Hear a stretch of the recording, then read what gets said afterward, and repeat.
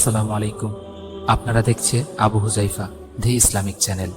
অনুগ্রহ করে লাইক করুন, শেয়ার করুন এবং চ্যানেলটি সাবস্ক্রাইব। আজকের এই চমৎকার বিশ্লেষণে স্বাগত জানাচ্ছি। আজ আমরা সরাসরি ইতিহাসের এমন একটা পাতায় ডুব দেব যা হাজার বছর আগের হলেও আজকের দিনের লিডারশিপ বা নেতৃত্বের জন্য একদম পারফেক্ট একটা উদাহরণ।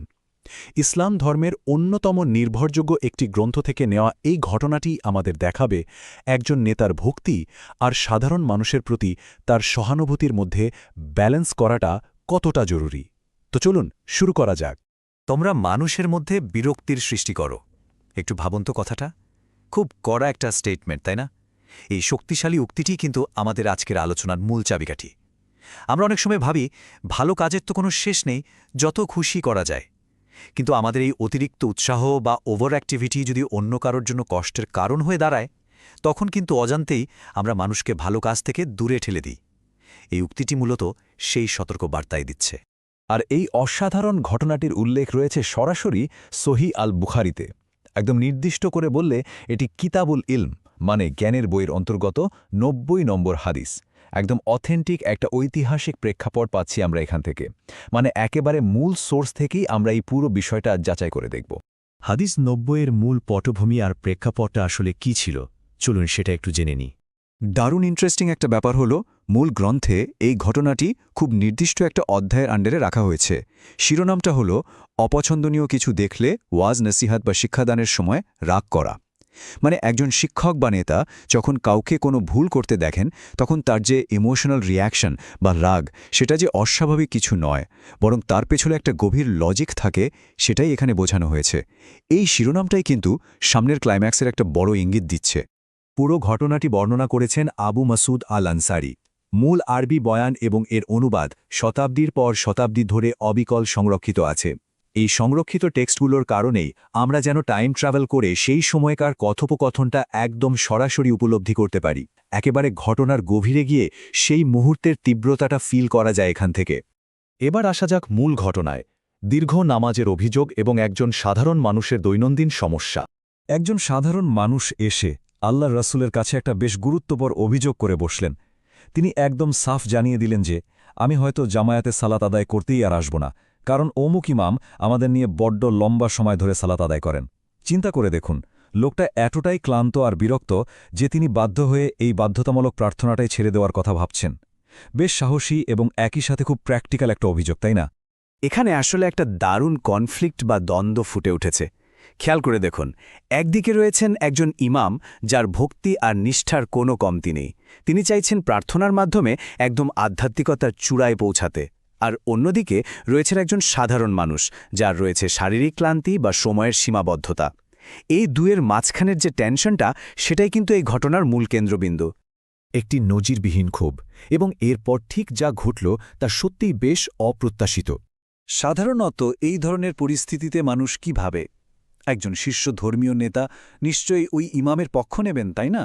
তিনি হয়তো অভিযোগকারী লোকটাকে বলবেন, আর একটু ধৈর্য ধরতে হবে, বেশি করে প্রার্থনা করতে হবে। কিন্তু না, এখানে লিডারের রেসপন্স বা প্রতিক্রিয়াটা আমাদের এই ট্রেডিশনাল চিন্তাধারাকে একদম পুরোপুরি উল্টে দেয়। বর্ণনাকারী আবু মাসুদ আল আনসারি ওই দিনের দৃশ্যটা খুব স্পষ্টভাবে মনে করে বলেছেন যে এরপর জনগণকে উপদেশ দেওয়ার সময় নবীজির মাঝে যে পরিমাণ রাগ বা ক্ষোভ তিনি দেখেছিলেন তা আগে কখনো কোনো মজলিসে দেখা যায়নি। লিটারালি একটা অভূতপূর্ব এবং প্রচণ্ড ইমোশনাল একটা মুহূর্ত তৈরি হয়েছিল সেখানে। এখন প্রশ্ন হল, এই প্রচণ্ড রাগটা কার উপর ছিল? চমকে যাওয়ার মতো ব্যাপার হলো, এই রাগ কিন্তু ওই অভিযোগকারী সাধারণ মানুষটির ওপর ছিল না। ওই যে আগে আমরা অধ্যায়ের শিরোনামের কথা বলেছিলাম, তার সাথে মিলিয়ে দেখুন, রাগটা ছিল মূলত নামাজ পরিচালনাকারী ওই ইমামের ওপর। কারণটা খুব সিম্পল, ইমাম সাহেব অনুসারীদের প্রতি কোনো সহানুভূতি বা এমপ্যাথি দেখাননি। একজন নেতার কাছে অনুসারীর কষ্ট বুঝতে না পারাটাই সবচেয়ে বড় ব্যর্থতা। দুর্বলদের সুবিধা দেওয়া এবং তাদের প্রতি খেয়াল রাখা, এটাই হলো এমপ্যাথেটিক লিডারশিপের সবচেয়ে বড় শিক্ষা। জনতার উদ্দেশ্যে বক্তব্য দেওয়ার সময় সেই কঠোর সতর্কতাটা জারি করা হলো। বলা হলো, হে লোকসকল, তোমরা মানুষের মধ্যে বিরক্তির সৃষ্টি করো। মানে বিশ্বাসের জায়গা বা ভালো কাজের ক্ষেত্রে যদি কাউকে অতিরিক্ত প্রেশার দেওয়া হয়, তাহলে তার ভেতরকার যে স্বাভাবিক স্পৃহা থাকে সেটাই পুরোপুরি নষ্ট হয়ে যেতে পারে। অতিরিক্ত চাপ মানুষকে ভালো কাজ থেকেই দূরে সরিয়ে দেয়। আর এই সমস্যার সমাধানে একদম প্র্যাকটিক্যাল এবং ক্লিয়ার কাট একটা রুলিং দেওয়া হলো, জানিয়ে দেওয়া হলো যে যিনি অন্যদের নিয়ে নামাজ পড়াবেন তিনি যেন অবশ্যই তা সংক্ষেপ করেন, অর্থাৎ লিডারদের অবশ্যই বুঝতে হবে যে তার পেছনে যারা আছেন তাদের বাস্তব পরিস্থিতিটা কেমন, সবার জন্য যেটা সহনশীল সেটাই করতে হবে। কেন এই নির্দেশ দেয়া হলো? কারণটা শুনলে একজন সত্যিকারের নেতার ভিশন সম্পর্কে ধারণা পাওয়া যায়। বলা হলো, জামায়াতে এমন অনেক মানুষ থাকেন যাদের স্পেশাল প্রোটেকশন দরকার।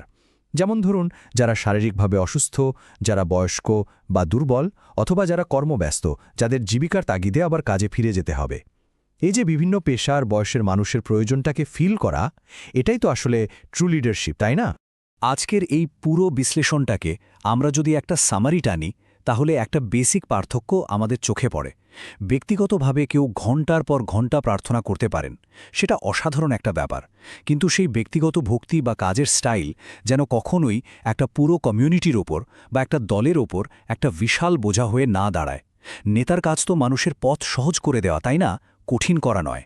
সবশেষে একটা ভাবনার জায়গা তৈরি করে দিয়ে আজকের এই বিশ্লেষণটি শেষ করতে চাই।